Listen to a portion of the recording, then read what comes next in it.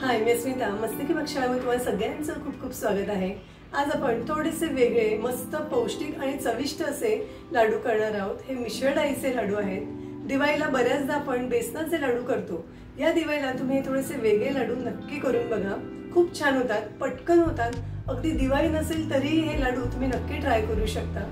चण्याची डाळ थोडी वातू असते, त्यामुळे फक्त बेसनाचे लाडू पोटाला अपायकारक असू शकतात. म्हणूनच आज आपण 3 वेगवेगळ्या डाळी वापरून हे लाडू करणार आहोत. यामध्ये आपण उडदाची डाळ, मूग डाळ आणि चणा डाळ वापरणार आहोत. हे लाडू सहसा बिघडत नाहीत, अजिबात रेलत नाहीत किंवा टाळूला चिकटत नाहीत. परफेक्टच होतात. चवीला अतिशय सुरेख लागतात आणि पौष्टिक आहेत. त्यामुळे लहानांपासून मोठ्यांपर्यंत कोणी खाल्लं तरी याचा फायदाच होईल. तर हे लाडू करण्यासाठी इथे मी 1 कप उडदाची डाळ घेतलेली आहे. वजनी म्हणाल तर 227 ग्रॅम ही डाळ आहे, म्हणजे साधारण पाव किलोच्या जवळपास आहे. अर्धा कप चणा डाळ घेतलेली आहे. 109 ग्रॅम आहे, म्हणजे साधारण 100 ग्रॅम डाळ आहे. आणि अर्धा कप मूग डाळ घेतलेली आहे, तीही जवळजवळ 100 ग्रॅम डाळ आहे.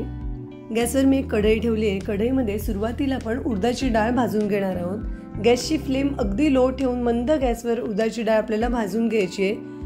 सगळ्या डाळी थोड्याशा ओलसर कापडाने पुसून घेतलेल्या आहेत, म्हणजे त्याला जर पावडर वगैरे लावलेली असेल तर ती निघून जाईल. ही उडदाची डाळ आपल्याला रंग बदलेपर्यंत आणि मस्त खरपूस सुगंध येईपर्यंत भाजून घ्यायची आहे. आता या लाडूमध्ये आपण उडदाची डाळ का वापरली तर दिवाळीमध्ये थोडी थोडी थंडी पडायला लागते आणि थंडीत उडदाची डाळ खाणं अगदी चांगलं असतं. यामध्ये भरपूर प्रमाणात प्रोटीन्स असतात. शुगर कंट्रोल होते. सांधेदुखी असेल तरी उडदाच्या डाळीचा फायदा होतो. यामुळे पचन चांगले होते.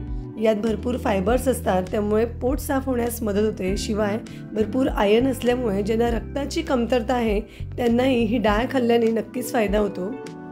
तर इथे आपली डाळ अगदी मस्त भाजून झालेली आहे. सगळीकडे मस्त खरपूस सुगंध यायला लागलेला आहे आणि रंगही बदललेला आहे.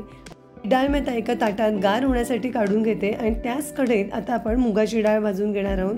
गॅसची फ्लेम इथे आपल्याला लोच ठेवायची आहे. मंद गॅसवर सगळ्या डाळी छान भाजून घ्यायच्या. मुगाची डाळ ही शरीरासाठी अगदी सर्वश्रेष्ठ मानली आहे. यामुळे सांधेदुखी कमी होते, भूक वाढण्यास मदत होते, पचनाला हलकी आहे.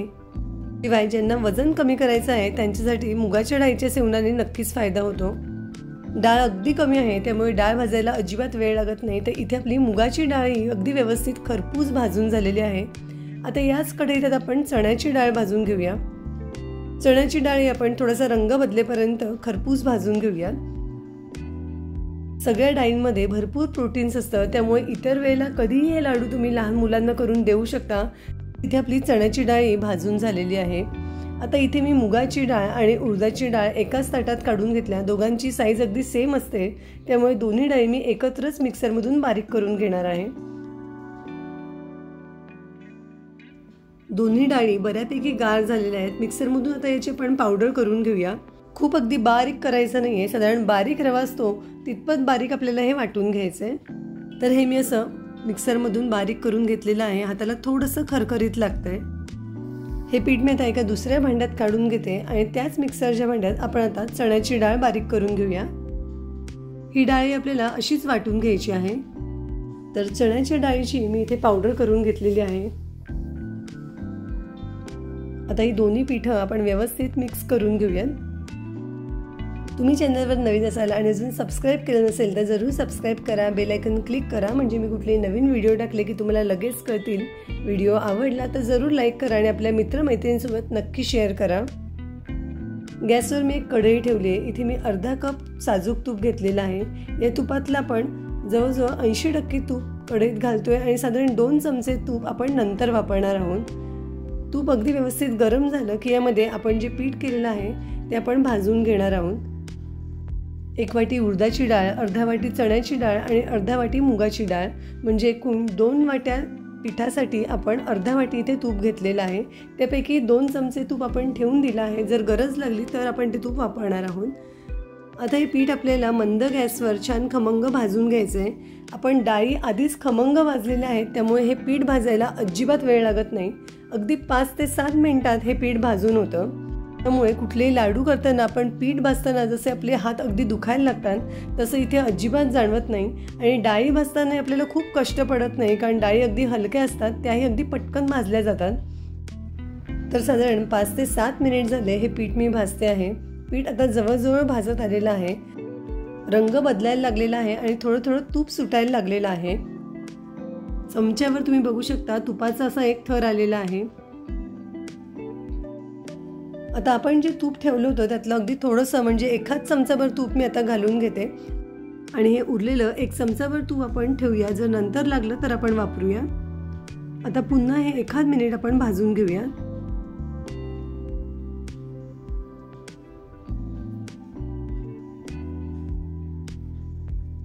तर पीठ तुपामध्ये अगदी व्यवस्थित खरपूस भाजलं गेलेलं आहे। तर आता सगळ्यात शेवटी यामध्ये आपण थोडंसं दूध घालणार आहोत। इथे मी 4 चमचे दूध घेतलं आहे, त्यातलं सुरुवातीला 2 चमचे दूध घालून हे अगदी व्यवस्थित मिक्स करून घेऊया। 1 मिनिट छान भाजल्यावर पुन्हा उरलेलं 2 चमचे दूध यात घालूया आणि पुन्हा हे 1 मिनिट अगदी व्यवस्थित भाजून घेऊया। लाडू करताना असं थोडंसं यात दूध घातलं की हे पीठ छान फुलतं आणि तुम्ही बघू शकता आता लगेच दूध टाकल्या याचं टेक्स्चर अगदी बदललेलं आहे। पण दूध टाकल्यावर 2-1 मिनिट हे असं व्यवस्थित पुन्हा भाजून घ्यायचं, कारण दुधाचा अंश त्यामध्ये राहायला नको, नाही तर मग लाडू लगेच खराब होतात। तर इथे आपलं पीठ अगदी व्यवस्थित तयार झालेलं आहे। गॅस बंद करते आणि हे पीठ मी एका दुसऱ्या भांड्यात काढून घेते आणि पीठ थोडंसं कोमट होईपर्यंत आता आपल्याला वाट बघायची आहे। पीठ असं गरम गरम असताना त्यात पिठी साखर घातली की पिठी साखर विरघळते, लाडूचं मिश्रण अगदी सैल होऊन जातं आणि मग लाडू रेलायला लागतात। तर थोड्या वेळ आपण वाट बघूया। आता हे लाडूचं मिश्रण बऱ्यापैकी कोमट झालेलं आहे। आता यामध्ये मी 1 चमचाभर वेलची जायफळ पूड घालून घेते, ते आपण अगदी व्यवस्थित मिक्स करून घेऊ। इथे मी 1 वाटीभर बुऱ्या साखर घेतलेली आहे, याला तगार असंही म्हणतात। यातली मी पाऊण साखर आता टाकते आहे आणि जर वाटली तर नंतर मी थोडीशी उरलेली पाववाटी साखर घालणार आहे। तर ही बुरा साखर जी आहे ती थोडीशी पिठी साखरेपेक्षा किंचित जाडसर असते आणि त्यामुळे ना लाडूला टेक्स्चर खूप छान येतं आणि चवीलाही लाडू जास्त छान लागतात। तुम्हाला जर ही बुऱ्या साखर कुठे मिळाली नाही तर तुम्ही आहे तीच आपली साखर थोडीशी किंचित जाडसर वाटून घेऊ शकता।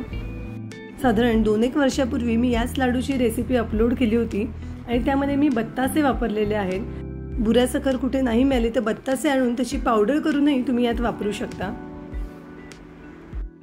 थोडी चव घेऊन बघितल्यावर मला हे थोडं कमी गोड वाटतंय, म्हणून आहे त्यातली मी अजून थोडी साखर यात घालते आणि पुन्हा मिक्स करून घेते। आता गोडीला हे मिश्रण अगदी परफेक्ट आहे। उरलेलं 1 चमचाभर तूपही यात घालून घेऊया आणि सगळं मिश्रण व्यवस्थित मिक्स करून घेऊया। आता सगळ्यात शेवटी यामध्ये थोडेसे काजू बदामाचे काप घालून घेते, तुम्हाला वाटलं तुम्ही वरून घालू शकता, मी हे संपूर्ण मिश्रणातच घालते आहे। व्यवस्थित मिक्स करून घेऊ आणि आता आपण लाडू वळायला घेऊया। एका हातात मावेल इतकं मी हे लाडूचं मिश्रण घेते आहे, म्हणजे आपले लाडू अगदी सारख्या आकाराचे वळले जातील। लाडू एका हाताने अगदी सहज वळला जातोय, म्हणजे आपलं तुपाचं प्रमाण अगदी बरोबर आहे। 2 वाटी पिठासाठी इथे आपण अर्धा वाटी तूप वापरलेलं आहे। लाडू थोडासा असा हातामध्ये खेळवून घेतला की याला मस्त चकाकी येते। तर इथे आपला 1 लाडू तयार झालेला आहे। असेच आपण बाकीचे लाडू करून घेऊया। तर इथे आपले सगळे लाडू तयार झालेले आहेत। सगळे लाडू अगदी सारख्या आकाराचे झालेले आहेत आणि रंगही मस्त आलेला आहे। हे जे थोडेसे वेगळे आणि पौष्टिक लाडू आपण आज केले आहेत ते तुम्हाला आवडले असतील तर एखादी कमेंट करून नक्की कळवा। तुमच्या छान छान कमेंट्स वाचल्या की नवीन नवीन पदार्थ करायला नक्कीच उत्साह येतो। तुम्ही हा व्हिडिओ कुठून बघताय हेही मला कळवा। हे एकूण 16 लाडू आणि हा सगळ्यात वरती ठेवलेला छोटासा 17वा लाडू आणि वजनी म्हणाल तर सगळे मिळून जवळजवळ 650 ग्रॅम लाडू भरलेले आहेत, म्हणजे अर्धा किलोपेक्षा जास्त लाडू होतात। यातला 1 लाडू मी तुम्हाला तोडून दाखवते। लाडू अजिबात रेलत नाही, टाळूला चिकटत नाही आणि टेक्स्चर बघू शकता अगदी परफेक्ट आणि मस्त टेक्स्चर येतं। चवीला लाडू अतिशय सुरेख लागतात आणि पौष्टिक आहेत, त्यामुळे दिवाळी नसेल तरी तुम्ही हे लाडू नक्की करू शकता। दिवाळीला हे लाडू नक्की करून बघा। काही दिवसांपूर्वी मी एक स्पेशल पदार्थ घालून रवा नारळाचे लाडू केलेले आहेत, अतिशय सुरेख लाडू होतात। त्याची रेसिपी अपलोड केली आहे, ती जरूर चेक करा। आणि भाजणीचं पीठ न वापरता एकाच पिठापासून 2 वेगवेगळ्या चवीच्या चकल्यांची रेसिपी अपलोड केली आहे, तीही जरूर चेक करा। पुन्हा भेटू अशाच एका मस्त रेसिपीसह। धन्यवाद।